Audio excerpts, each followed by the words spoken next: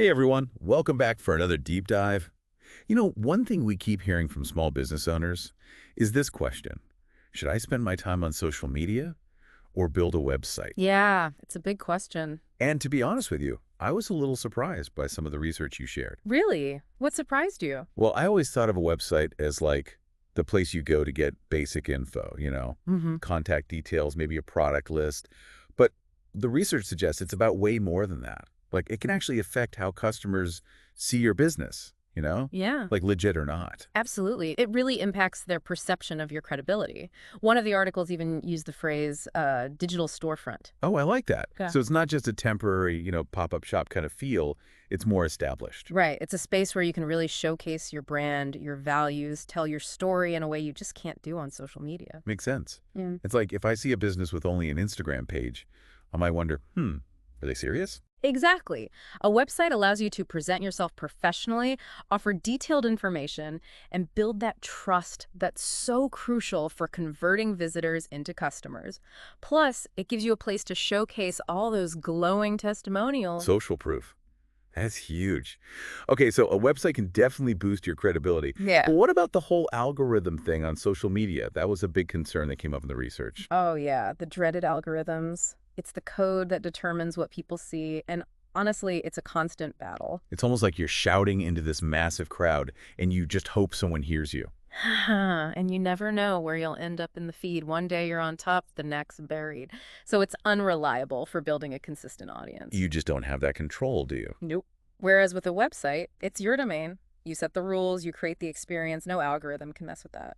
That stability is so important, especially for a small business. Okay, let's talk about connecting with customers, actually talking to them. I mean, social media is great for quick comments, but It's often superficial. right. Yeah. And sometimes those messaging systems are clunky and it's hard to have, a real conversation. Absolutely. A website lets you offer personalized support, maybe through contact forms or even live chat. It's a more direct line, like you're actually inviting people in for a chat. Exactly. And speaking of direct lines, let's not forget e-commerce.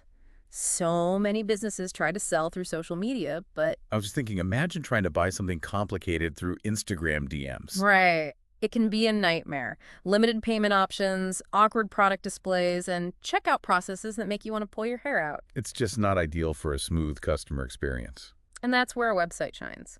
You can design a seamless, user-friendly checkout process, offer multiple payment options, and showcase your products in their best light. Okay, so a website definitely offers a better e-commerce experience, but there's one more thing that kind of freaked me out. Mm, The idea that your entire social media presence could just disappear. poof, gone. Platform changes their policy, you get flagged for something, account suspended. It happens all the time. And if you've built your whole business on that platform, disaster. A website acts as your safety net. It's a space you own and control, regardless of what happens on social media. So it seems like the research is pointing to a website as a must-have for small businesses.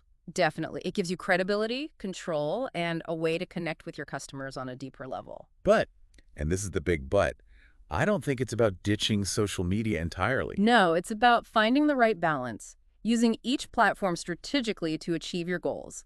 And that's what we'll be diving into next. Okay, so it sounds like the key is to figure out how to make social media and your website work together, right? Like a dynamic duo. Exactly. Think of social media as your megaphone, broadcasting your message to the world, while your website is your home base, the place where you invite people in for a deeper connection. I like that analogy. But how do you actually bridge that gap? How do you use social media to actually drive people to your website?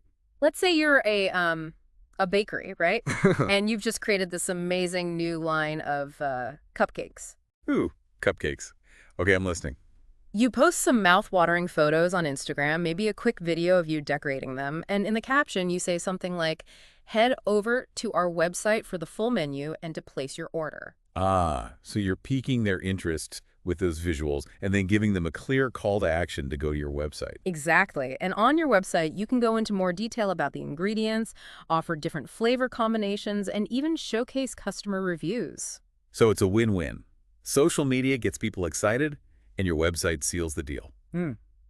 Okay, but what about businesses that aren't quite ready for a full-blown website? Is there something they can do in the meantime to start building that direct connection? Absolutely. The research actually emphasized the importance of building an email list, even if you don't have a website yet. Email. See, I knew it was still relevant. Mhm. But how do you convince people to sign up for yet another email list? Think of it as offering exclusive access to something special, like behind-the-scenes content, early bird discounts, or even just a sneak peek at new products. It's like that VIP club feeling. You get perks for being on the list. Exactly. And you're building a direct line of communication with people who are genuinely interested in what you do without having to worry about algorithms or platform changes. It's a smart way to start cultivating that loyal following. Okay, so we've established that a website is pretty essential. But I think a lot of small business owners get intimidated by the idea of building one.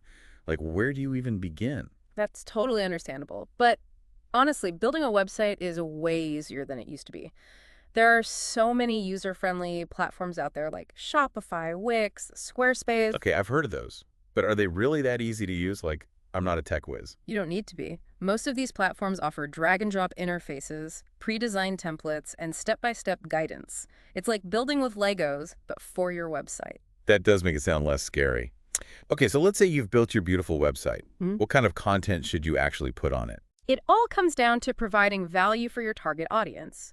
Think about what they're looking for, what problems they need solved, what questions they have. Okay, but give me some concrete examples.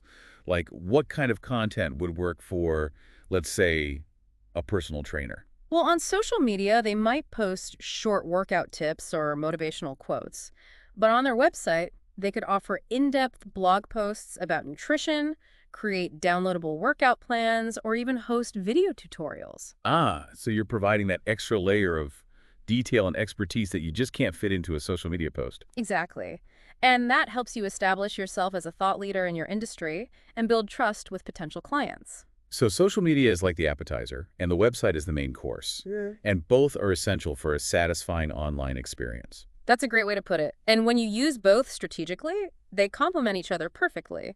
You can tease content on social media, drive traffic to your website, and then use your website to capture leads and nurture those relationships. It's a beautiful cycle of engagement. Okay, so we've talked about how to use social media and a website together, the importance of an email list, and the types of content that resonate. But how do you know if it's actually working? Like, how do you measure success beyond just likes and followers? That's the million-dollar question, right? And it's something that a website can answer in a way that social media often can't. And that's where we'll pick things up in the final part of our deep dive, the world of website analytics. All right, so let's talk about this whole website analytics thing. I'll admit I get a little intimidated by all the data and numbers. I get it. It can be overwhelming. But it doesn't have to be. Think of it this way. Analytics are like your website's secret weapon. They give you this incredible insight into how people are interacting with your business online. Okay, I'm intrigued. Tell me more about this secret weapon. What kind of insights are we talking about? Well, for starters, you can see how many people are visiting your site, where they're coming from, what pages they're looking at, how long they're staying. So it's like having a little spy camera on your website, tracking everyone's movements. Exactly. And that information is pure gold.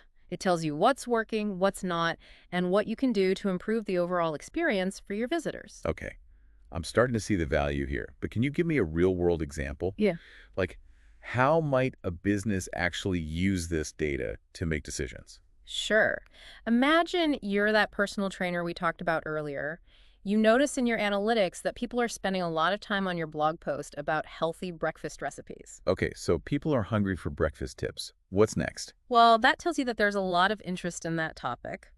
So you might decide to create more content around healthy eating, maybe even offer a downloadable meal plan or a series of video tutorials on how to make quick and nutritious breakfasts. So you're using the data to guide your content strategy, basically. You're giving people more of what they want. Exactly, and that's just one example. You can also use analytics to track the effectiveness of your marketing campaigns.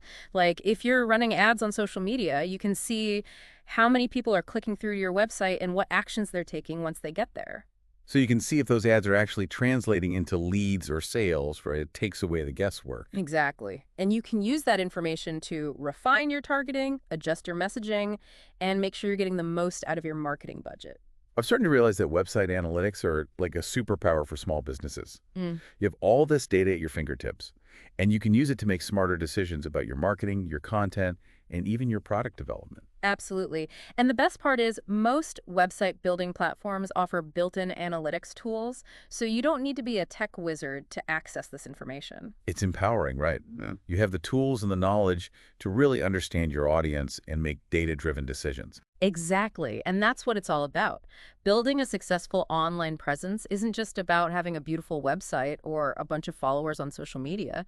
It's about understanding your audience, connecting with them on a deeper level, and using the data available to you to constantly improve and grow. I couldn't have said it better myself. And on that note, I think it's time to wrap up this deep dive. Mhm. We've covered a lot of ground, but hopefully you're walking away feeling informed, inspired, and ready to take your online presence to the next level. Absolutely. Remember, building a strong online presence is a journey, not a destination. So keep experimenting, keep learning, and most importantly, keep having fun. Thanks for joining us, and we'll see you next time for another deep dive into the world of small business.